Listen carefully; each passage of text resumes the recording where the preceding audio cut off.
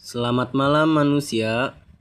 Walaupun di sini katanya psikologi, aku masih belum bisa mengajar tentang psikologi. Jadi di sini aku cuma mau diskusi dikit tentang pendapat aku terhadap psikologi manusia. Oke. Yang pertama, kenapa bisa ada hubungan antar manusia dan kenapa manusia bisa baik? Ini aku pun nggak tahu jawabannya.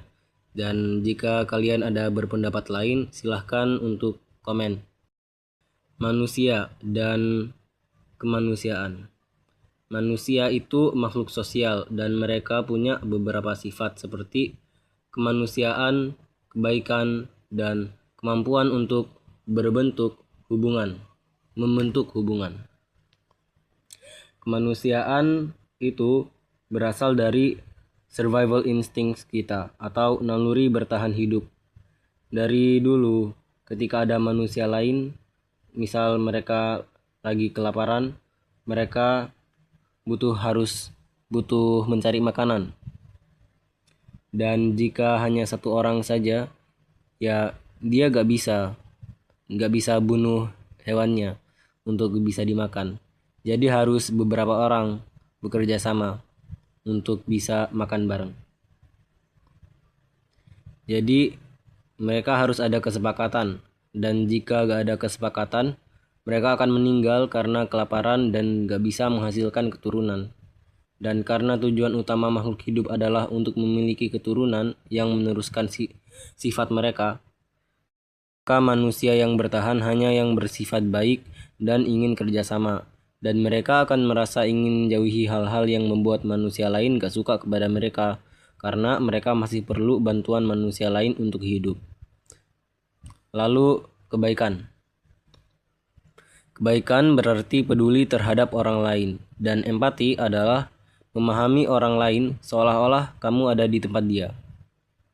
Seperti yang sudah dijelaskan, manusia yang bertahan adalah yang mempunyai sifat baik ini. Tanpa rasa empati, gak bisa membuat kesepakatan dengan memahami orang lain. Jadi orang lain gak bisa percaya. Dengan empati, bisa tahu kebaikan apa yang perlu dilakukan berdasarkan perasaan orang lain untuk mereka bisa dipercaya dan bekerja sama untuk hidup. Hubungan antar manusia terjadi ketika kedua sisi punya hal untuk diberikan dan diterima. Adanya pekerja karena perlu uang, dan adanya bos atau employer karena mereka perlu orang untuk mengerjakan tugas. Selain itu, jika perhubungan manusia dijadikan kuantitatif seperti di game, misal ada game, objektifnya adalah untuk mendapat poin terbanyak. Dua orang bisa pilih split atau defect. Kalau keduanya pilih split, mereka akan dapat 3 poin. Jika keduanya pilih defect, mereka masing-masing cuma dapat 1 poin. Jika satu pilih split dan yang lain defect, yang pilih split gak dapat apa-apa, tapi yang pilih defect malah dapat 5 poin. Nah, jika kayak gini, strategi terbaik itu apa? Ya, jika hanya satu kali main, kan gak peduli ya. Kalau split ya bisa dapat 3 poin, tapi kalau defect ya kemungkinan 5 poin atau 1 poin. Ya mending lah kemungkinannya bisa dapat 5 poin. Ya kalau dapat 1 poin hanya jika orang lain itu pilih split. Tapi pilihan terbaik itu untuk pilih split jika permainan ini berulang-ulang. Karena jika permainannya berulang-ulang, pemain lain akan tahu jika kamu defect sebelumnya, ya mereka juga gak mau dapat 0 poin. Jadi mending mereka defect, minimal dapat 1 poin. Jadi kalau kamu defect, yang lain juga akan defect. Akhirnya dua-duanya dapat poin yang sedikit.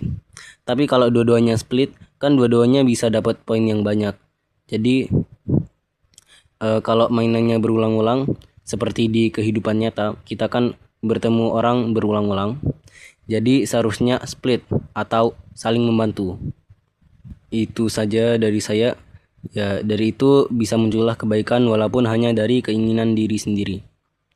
Mohon maaf bahasa Indonesia saya agak baik. Jika gak setuju dengan pendapat, boleh komentar. Selamat malam ya.